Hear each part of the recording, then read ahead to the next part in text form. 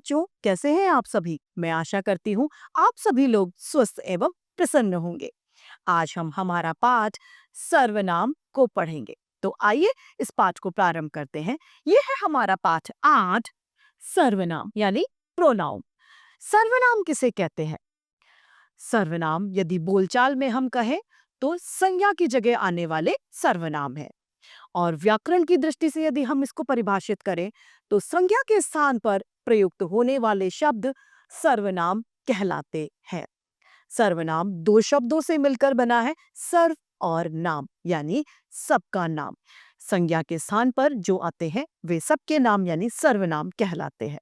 तो आइए इसे पढ़ते हैं। यहाँ पर सर्वनाम को परिभाषित किया गया है। संज्ञा के स्थान पर प्रयुक्त या प्रयोग होने वाले शब्द सर्वनाम है। सर्वनाम का प्रयोग, अपने लिए जो सर्वनाम शब्द प्रयोग किए जाते हैं वो यहाँ पर दिए गए हैं। इनमें मैं, मुझे, मेरा, स्वयं, खुद आदि सम्मिलित है। सुनने वालों के लिए जो सर्वनाम शब्द प्रयोग में होते हैं वो तुम, तुम्हें, तुम्हारा, आप, आपको, अपने आदि। और किसी अन्य जिसके बारे में बात की जा रही है यानी यह अन्य पुरुष जो है उसके लिए वह, वे, उसे, उनका, उसका आदि होता है। सर्वनाम के 6 भेद होते हैं। सर्वनाम को 6 भागों में विभक्त किया गया है। पहला है पुरुषवाचक सर्वनाम, दूसरा निश्चयवाचक, तीसरा अनिश्चयवाचक सर्वनाम, चौथा प्रश्नवाचक सर्वनाम, संबंधवाचक सर्वनाम तथा निजवाचक सर्वनाम। यानी सर्वनाम को 6 भागों यानी 6 श्रेणियों में विभक्त किया गया है। पहला है हमारा पुरुषवाचक सर्वनाम। जिन सर्वनाम शब्दों में बोलने सुनने वाले और जिसके बारे में बात की जाए उसका पता हमें चलता है या उसका बोध हमें होता है वह पुरुषवाचक सर्वनाम कहलाता है। यानी हम आपको समझाएं तो जिसके बारे में जो बात होती है, जैसे हम और आप बात कर रहे हैं तो हम जब अपनी बात कर रहे हैं जिसमें मैं, हम, मुझे आदि शब्द प्रयोग होते हैं वह पुरुषवाचक सर्वनाम कहलाता है। पुरुषवाचक सर्वनाम में मैं, हम, हमारा, तुम्हारा, आप, वह, वे उनका उदाहरण है। यहाँ पर कुछ चित्र हमें दिए गए हैं जिसमें लिखा गया है हम खेल रहे हैं, पिताजी, आप कहाँ जा रहे हैं तथा तीसरे चित्र में वह बहुत सुंदर है। यहाँ पर क्रमशः हम, आप और वह सर्वनाम शब्द है क्योंकि इन शब्दों ने संज्ञा का स्थान लिया है यानी संज्ञा की जगह ली है, अतः ये सर्वनाम शब्द हैं। दूसरा हमारा यहाँ आता है निश्चयवाचक सर्वनाम। जैसा कि हम इसके नाम से ही पता चल रहा है, निश्चयवाचक सर्वनाम यानी यह निश्चितता को दर्शाता है। किसको? निश्चितता को। किसी भी चीज की निश्चितता होने निश्चयवाचक सर्वनाम में आते हैं। जिन सर्वनाम शब्दों के किसी निश्चित व्यक्ति या वस्तु का बोध कराते हैं वह निश्चयवाचक सर्वनाम के उदाहरण है या वो निश्चयवाचक सर्वनाम कहलाते हैं। निश्चयवाचक सर्वनाम का उदाहरण है यह मेरी पुस्तक है, यानी यह निश्चित हो रहा है कि वह पुस्तक इसी की है, अतः इसमें निश्चितता है। यह निश्चयवाचक सर्वनाम का उदाहरण है। मुझे यह चाहिए, यानी इस चित्र में जो आम की तरफ ये बच्चा इशारा कर रहा है, अतः ये आम निश्चितवाचक सर्वनाम को दर्शा रहा है। यहाँ पर निश्चितता झलक रही है। दूसरा, वह इधर लाकर रख दो, यानी कोई एक वस्तु विशेष की तरफ इशारा किया जा रहा है जिसे उसको पास लाना है, अतः यह वह जो है निश्चित वाचक सर्वनाम का उदाहरण है। तीसरा हमारा सर्वनाम आता है अनिश्चयवाचक सर्वनाम। जिन सर्वनाम शब्दों से अनिश्चितता झलकती है यानी हमें निश्चितता का अभाव दिखता है, अतः वे निश्चयवाचक सर्वनाम कहलाते हैं। जैसे कि कोई, कुछ, किन्हीं इसके उदाहरण है। जैसे एक वाक्य है कोई आया है, तो कोई आया है वाक्य में कोई भी आ सकता है। हो सकता है शायद वह जानवर हो सकता है वह व्यक्ति हो सकता है वो कोई वस्तु हो। अतः कोई शब्द अनिश्चितता को झलकाता है, यानी हम कह सकते हैं अनिश्चितता को झलकाने वाले अनिश्चयवाचक सर्वनाम के उदाहरण होते हैं। जैसे कि यहाँ पर दिया है कोई दरवाजा खटखटा रहा है, तो दरवाजे पर कोई भी हो सकता है। यह देखो यहाँ कुछ पड़ा है, कुछ शायद हो सकता है कोई गेंद हो, कोई बल्ला हो, कुछ भी हो सकता है। अतः ये शब्द अनिश्चितता को झलका रहे हैं। चौथा है हमारा प्रश्नवाचक सर्वनाम। ऐसे सर्वनाम जिससे हमें प्रश्न का बोध होता है, यानी हमें यह पता चलता है कि यहाँ पर प्रश्न पूछा जा रहा है, तो वह प्रश्नवाचक सर्वनाम कहलाता है। ऐसे सर्वनाम शब्द जिनका प्रयोग प्रश्न पूछने के लिए किया जाता है, प्रश्नवाचक सर्वनाम कहलाते हैं। कौन, किसे, कहा, किसके, किसने आदि इसके उदाहरण है। यहाँ पर चित्र में लिखा है माँ मेरे लिए क्या लाई, तो क्या शब्द प्रश्नवाचक है। कौन है, कौन शब्द अपने आप में एक प्रश्नवाचक है। अगला हमारा है पांचवा संबंधवाचक सर्वनाम। जिन सर्वनाम शब्दों का प्रयोग वाक्य के दो भागों को आपस में जोड़ने के लिए यानी संयुक्त करने के लिए किया जाता है, वे संबंधवाचक सर्वनाम कहलाते हैं। ये एक वाक्य दूसरे वाक्य से संबंध स्थापित करता है। जैसे उदाहरण के लिए, मैंने शाम को बुलाया था लेकिन वह नहीं आया। यहाँ पर दो वाक्यों को आपस में जोड़ा गया है। या जैसे वैसे, जिसकी उसकी जो सो, यानी जो जैसा करेगा वो वैसा भरेगा। जैसी करनी वैसी भरनी, ये सभी वाक्य संबंधवाचक सर्वनाम के उदाहरण हैं। पहले चित्र में हमें दिया गया है जो जागे सो पावे, यानी कर्म पर हमें निर्भरता दिखाई जा रही है। जो जगेगा यानी जगने का जो कर्म करेगा उसे ही फल मिलेगा, यानी यहाँ पर दो वाक्यों के आपस में संबंध को हम देख रहे हैं। जिसकी लाठी उसकी भैंस, इस वाक्य में लाठी कर्म है। क्या है? कर्म।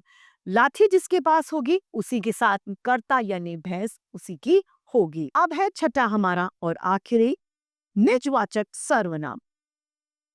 जो सर्वनाम शब्द कर्ता के साथ अपनापन बताने के लिए प्रयोग में लाए जाते हैं, वे निजवाचक सर्वनाम कहलाते हैं। जैसे कि मैं, खुद, स्वयं आदि इसके उदाहरण हैं। हम कई बार यह देखते हैं कि शब्द या वाक्य प्रयोग में आते हैं, मैं अपना काम स्वयं कर लूंगा, वह खुद खाना खा लेगा।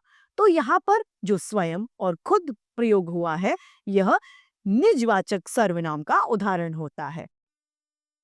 यहाँ पहले चित्र में माँ बच्चे को तैयार करती है, तो बच्चा कहता है मैं अपने आप तैयार हो जाऊंगा। यहाँ पर जो ये शब्द आए हैं अपने आप, यह निजवाचक के उदाहरण है।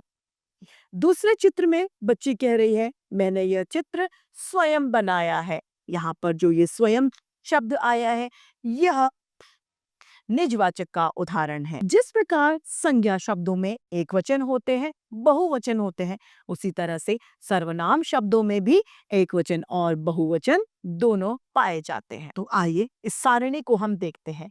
एक वचन में मैं होता है, मैं का बहुवचन है हम, वह है एक वचन और वे है बहुवचन।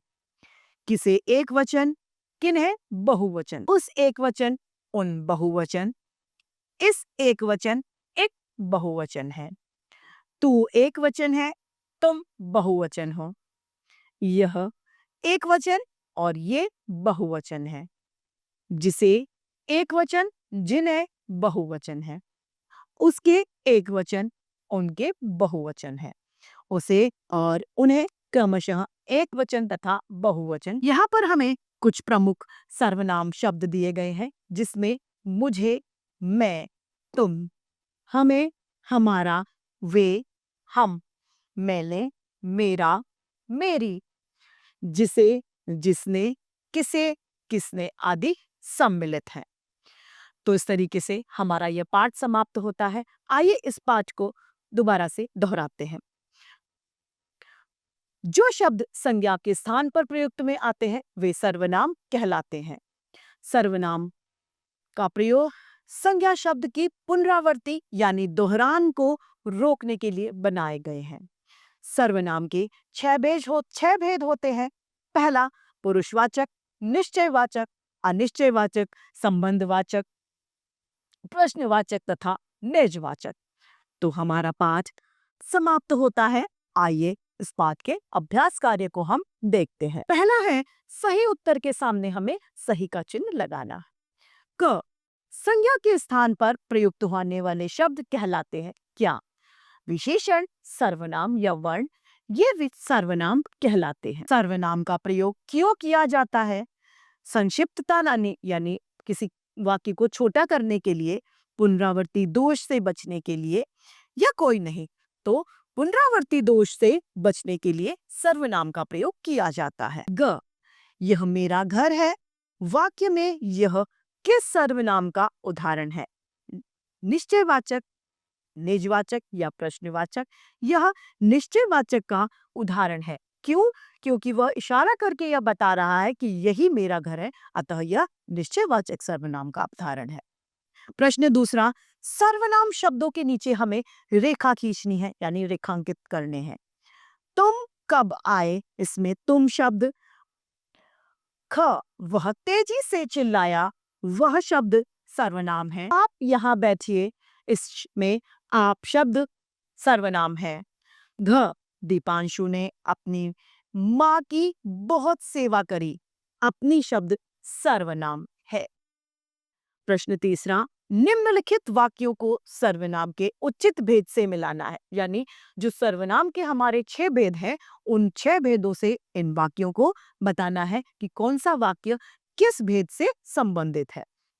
पहला है क, जैसा करोगे वैसा भरोगे। तो यह संबंधवाचक सर्वनाम का उदाहरण है, क्योंकि यहाँ पर पहला वाक्य दूसरे से संबंध रख रहा है, यानी करनी का फल जो है वह कर्ता को पड़ेगा। ख, तुम्हारा क्या नाम है? यह प्रश्नवाचक। घ, दरवाजे पर कोई खड़ा है, यानी कोई खड़ा है, अर्थात यह अनिश्चयवाचक सर्वनाम का उदाहरण है। ड, मुझे उसकी याद आ रही है, यह पुरुषवाचक सर्वनाम का उदाहरण है। तो इस तरीके से हमारा ये प्रश्न समाप्त होता है। आइए प्रश्न चौथा, कोष्ठक में से उचित सर्वनाम शब्द भरकर रिक्त स्थानों की पूर्ति कीजिए। क, रमेश सो गया, रिक्त स्थान बहुत थक गया था, तो वह बहुत थक गया था। ख, रिक्त स्थान अपना सामान रिक्त स्थान उठाएंगे, वे अपना सामान स्वयं उठाएंगे। ग, रीता ने रिक्त स्थान चाय बनाई और मेहमानों को पिलाई, तो रीता ने स्वयं चाय बनाई और पिलाई। घ, उसे याद दिलाना कि रिक्त स्थान घड़ी लाना न भूले, उसे याद दिलाना कि वह घड़ी लाना न भूले। प्रश्न पांचवा, उचित सर्वनाम शब्दों से खाली जगह भरिए। क, विवेक अपना काम स्वयं करता है। ख, श्वेता ने अपनी माँ से कहा कि माँ, मैं आज खाना बनाऊंगी। ग, ऊंट के पैर में घुंघरू बंधे हैं, जब वह चलता है तो आवाज आती है। घ, शिक्षक ने कहा कि आज रिक्त स्थान तुम्हें सर्वनाम पढ़ाऊंगा, मैं सर्वनाम पढ़ाऊंगा। प्रश्न छठा, दिए गए प्रश्नों के उत्तर दीजिए। क, सर्वनाम किसे कहते हैं? संज्ञा के स्थान पर प्रयुक्त होने वाले शब्द सर्वनाम कहलाते हैं। प्रश्न ख, सर्वनाम के कुल कितने भेद हैं? उनके नाम लिखिए। सर्वनाम के कुल 6 भेद हैं। पहला, निजवाचक, निश्चयवाचक, अनिश्चयवाचक, व्यक्तिवाचक, संबंधवाचक तथा प्रश्नवाचक। ग, निश्चयवाचक और अनिश्चयवाचक सर्वनाम के एक एक उदाहरण लिखिए।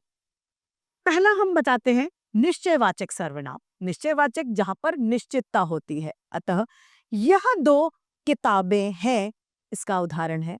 दूसरा, यह मेरा घर है। यह निश्चयवाचक सर्वनाम के उदाहरण है। दूसरा हमारा आता है अनिश्चयवाचक सर्वनाम। इस सर्वनाम के अंदर अनिश्चितता झलकती है, अतः वहां कौन है और कोई आया होगा इसका उदाहरण है।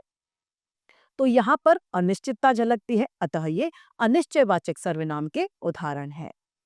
इस तरीके से हमारा यह पाठ सर्वनाम समाप्त होता है। मैं आशा करती हूँ आप सभी को यह पाठ भलीभांति रूप से समझ में आया होगा। आज के लिए इतना ही, फिर मिलते हैं। धन्यवाद।